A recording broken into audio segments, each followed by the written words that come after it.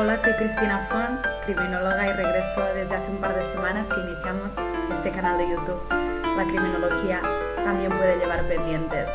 Regreso en esta ocasión para compartir acerca de lo que fue la Guerra Civil Española. Recordaremos que se inició en el año 36 y terminó en el año 39. Justo ahora mismo se cumple ese maldito aniversario y además cabe recordar de que en la anterior edición y primera en esta ocasión lucía en blanco y negro. En este caso he querido poner color y obviar los blancos y negros porque me interesa con la cara descubierta poder hacer frente, charlar y de manera también coloquial, ¿por qué no?, poner encima de la mesa algunos aspectos que se han dado en estos días. Concretamente, empezaba hablando de la Guerra Civil Española porque justamente hoy, 18 de julio,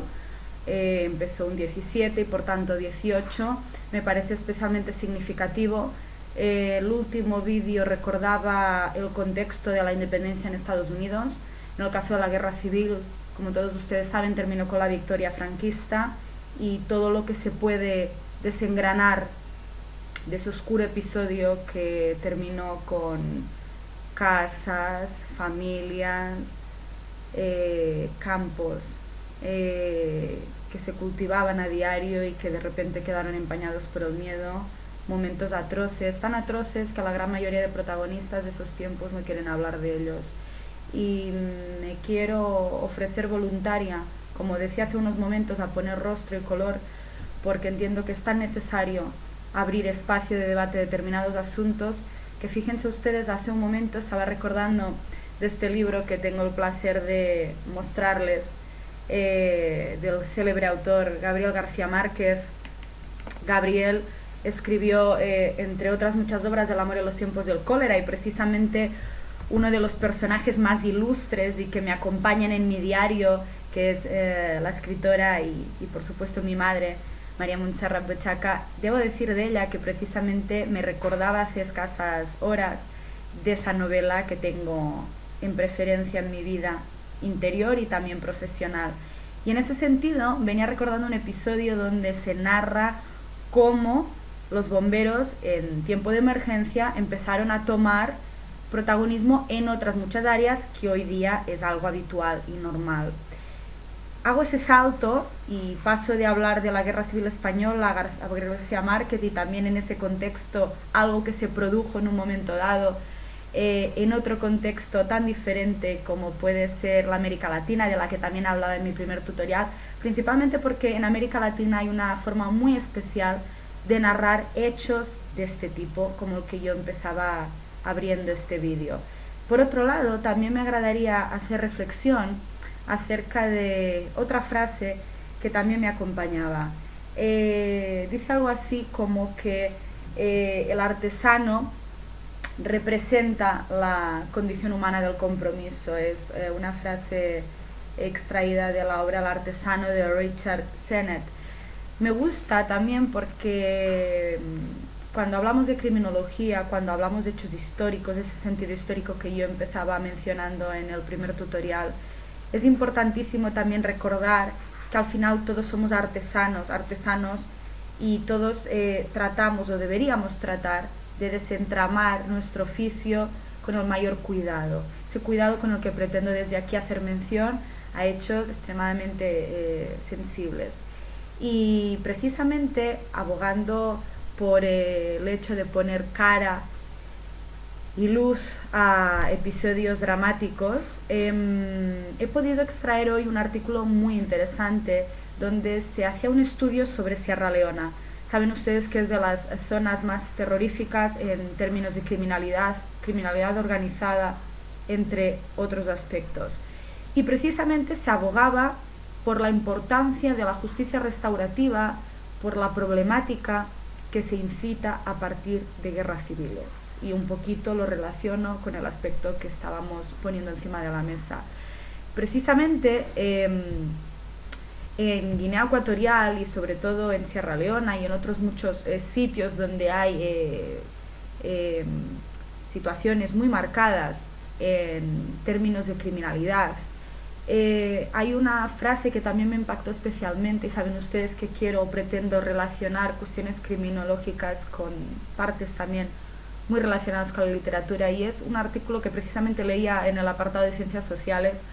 de una agencia de noticias cualquiera, y venía diciendo que las heridas de las guerras civiles no se cierran con el perdón, y como episodios, casos de tipo depresión, ansiedad, estrés postraumático quedan reflejados y enmarcan lo que al final viene siendo precisamente episodios del tipo que les presento. Normalmente la salud mental es una cuestión que queda extremadamente en vulnerabilidad cuando estamos hablando de tragedias de este tipo, y sobre todo cuando el papel crucial de enlazar lo que fue con lo que hay se separa por una línea tan delgada. Me llamó especialmente la atención, y lo leo textualmente, decía algo así como que las charlas que se desarrollaron entre 2011 y 2012 a razón precisamente de guerras civiles, que como saben ustedes fracturan la sociedad, las economías, las políticas de un país, precisamente en esta charla sirvieron para que la población expresara sentimientos de guerra y en ese final de crímenes de guerra, de personas que pasaron por este proceso de lo que han llamado reconciliación. Y me agrada esta manera de llamarlo porque cuando hablamos de efectos de reconciliación, de medidas, de la necesidad de reencontrar, muchas veces nos olvidamos de que la parte criminal, sobre todo el estudio de la criminalidad, existe una parte sociológica importantísima que se vislumbra en hechos tan atroces como estos. Cuando se toma una posición o un rol en un marco criminal donde se potencia esa parte de intrusismo a la hora de gestionar determinados asuntos, léase porque empieza teniendo un origen de golpe de Estado, léase que además ahora mismo en estos momentos estamos viendo algo de marco nacional en el caso de Turquía, léase pequeñas fracturas, fisuras, hechos que no se quieren encauzar o desarrollar por el canal de la democracia, por el canal de la libertad. Tantos territorios están sufriendo hoy día estas circunstancias en Europa y fuera de nuestras fronteras. Es importantísimo recordar que hay una parte social que explica por qué acontece esto. Es decir, ahora mismo, por ejemplo, también puedo recurrir y me viene a la mente episodios de tipo, por ejemplo, cuando nosotros analizamos el mercado en términos de ciudadanía, en términos más específicos, por ejemplo, en términos de profesión, de guetos, podemos ahondar y darnos cuenta de que es impresionante la cantidad de elementos que en un momento dado podemos llegar a extraer. Por ejemplo, hago un salto en el tiempo y me coloco en el momento actual para ahondar y, por ejemplo, decir, bajo mi experiencia, un asunto que además para mí tenía especial preferencia y que en estos días era mi intención también abogar, pero que sin embargo por la inmediatez de los hechos y por la intensidad de los mismos no he entendido tan prioritario, pero que también aprovecho ahora al final de este mismo para poner también encima de la mesa. Y es el asunto de cómo en términos sociológicos, y me alejaré un poquito de la parte criminal, en términos sociológicos la evolución que existe en los mismos cuando nos presentamos de una manera u de otra. Y voy a explicar el ejemplo. Recientemente profesionalmente he estado desarrollando auditorías en el campo financiero y conocerán ustedes el concepto mystery shopping, que es algo así como analizar desde un punto de vista como cliente misterioso. Pues bien, ¿saben ustedes la enorme diferencia con la que se trata a alguien que se presenta a una sucursal ofreciendo su dinero en términos de inversión, sea hereditario, sea del tipo que sea, heredencial, en este caso, disculpen, o bien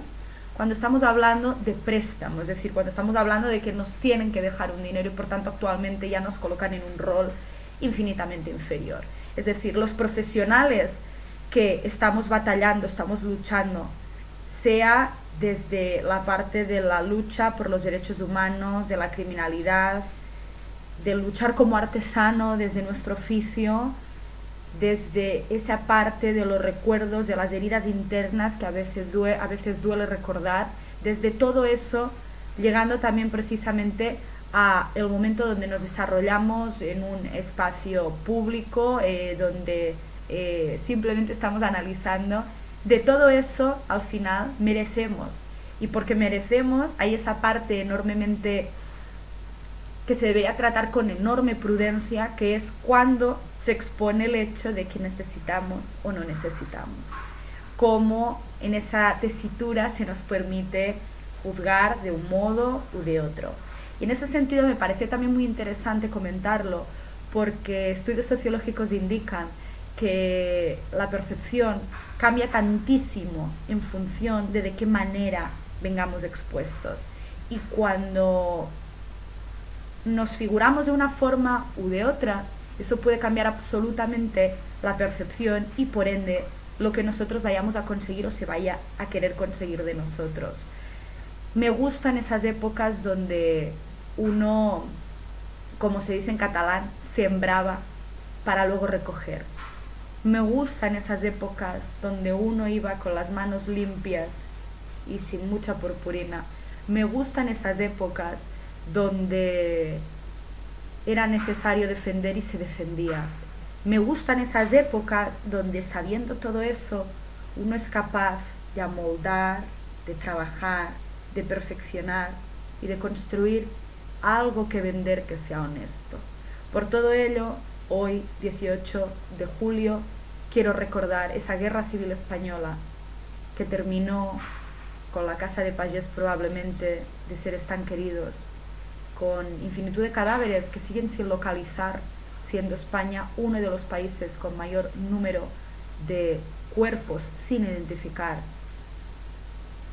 sin entrar en dirimir determinados hechos políticos que más que políticos forman parte de la historia y que probablemente tendré ocasión también de desengranar en otras ocasiones cuando este canal y ese espacio esté más capacitado para ello y esté más solidificado. Ese es el resultado por el que hoy quiero pronunciarme y quiero también hacer mención a esas víctimas, aprovechando la ocasión de los últimos atentados el pasado jueves, en este caso en Francia nuevamente, y que da para entender parte de lo que exponía en el último vídeo de esa globalización que por momentos está terminando con nosotros y que es tan necesario expandirnos sin olvidar esa personalización, ese marketing 4.0 con el que pretendía presentarme como criminóloga. Pues precisamente hice ese salto porque el marketing 3.0 ya pretende de alguna manera cuidar la identidad, ya no el cliente, sino la persona.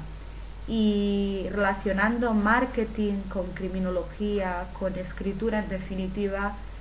les recomiendo que en cualquier momento que ustedes sientan tristeza, heridas internas, quieran recordar con sentido histórico, no duden ni un solo momento que